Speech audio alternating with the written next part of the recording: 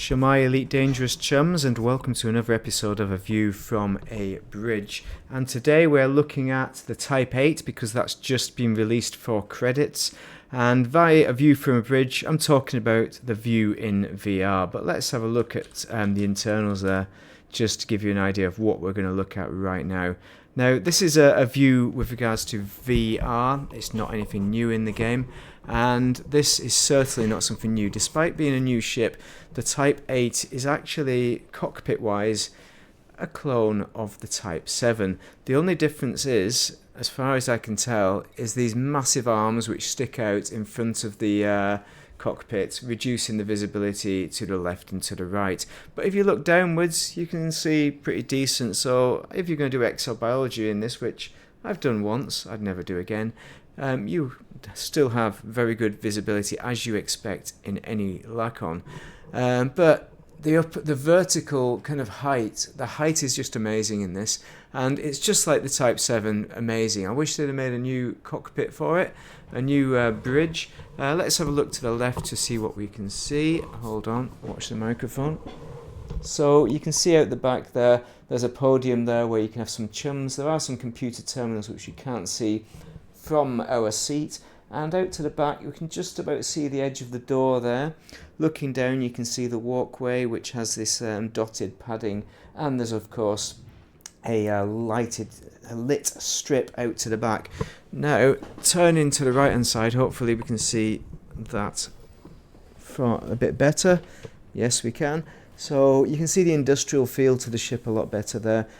So as you can see, there's two podiums there that you can have some go-go dancers, males or females, or either or that you prefer. And up to the top, you can see that there is some heating, central heating, venting there, which you get with all the industrial style ships of the Lacon. Look how high that roof is. It's absolutely phenomenal. Brilliant bridge, one of the best bridges in the game, but it is stolen from the Type 8. It's not really the Type 7. It's not really the Type 8 bridge at all. It's just a robbed bridge. And the Type 8, I suppose, is a kind of copy and adjustment of the Type 7 and everything the Type 7 should have been in theory. And looking down, you can see there's a lot of gaps there as we can step down into that massive kind of chasm by the side of this kind of walkway leading to our cockpit seat. And what else have we got? Nothing much else, just the usual kind of industrial stuff. A little blue kind of LCD on the door there, which is nice. But let's look at the front end, and we'll take it for a little fly while we're here. We may as well, after all, and just show you what that's about. One of the things about the Type 7 that amazed me was how good it flies. Landing gear is retracted. So when you're flying, you can see everything around. That's the good thing about these things. We've got some kind of business going on there. Hello, chums. But it flies so smoothly, and just like the Type 7, it does fly pretty decently for a medium ship. The Type 7 is a large ship, but it really is the similar kind of sized ship, to be quite fair to it. And this ship is actually bigger with regards to cargo, which is the thing that makes it better than the Type 7 with regards to hauling cargo. But there are some things that it's not as good at, just to give you an idea. It's faster than the Type 7, so boost speed, you're a lot faster.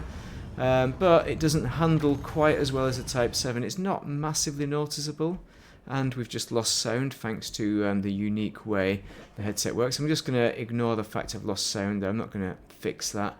But it handles nicely, so that's what people were amazed about and why people, I think, were using it for exploration. A lot of people have used the Type 7 for exploration, but for anybody who doesn't know the Type 7, they'll think this is amazing and think the Type 7 is perhaps rubbish.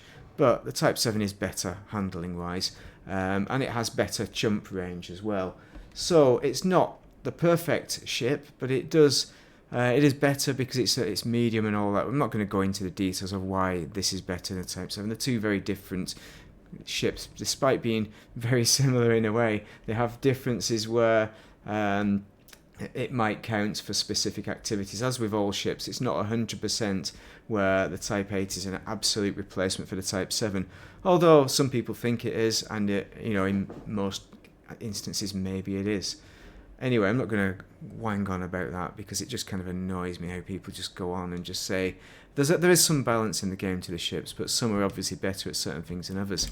Right, so that is a view from the bridge, and we've lost the engine noise thanks to the unique way it works. My setup, thank you very much VR for doing that, and Oculus Rift.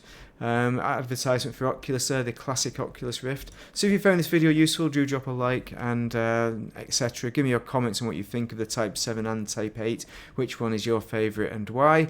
Thank you very much for watching. Have a most excellent day. I hope you're enjoying the Type 8. Is it worth it? I don't know. It's a lot more expensive than the Type 7 though. Thanks for watching, everyone.